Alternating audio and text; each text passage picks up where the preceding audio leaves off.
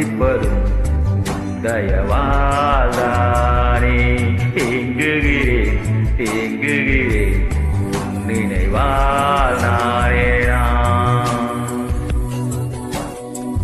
அரைமழை வரும் அதில் நனைவோமே, குளிர் காய்ச்சலோடு சேகம், ஒரு போர்வைக்குள் இரு தூக்கம்.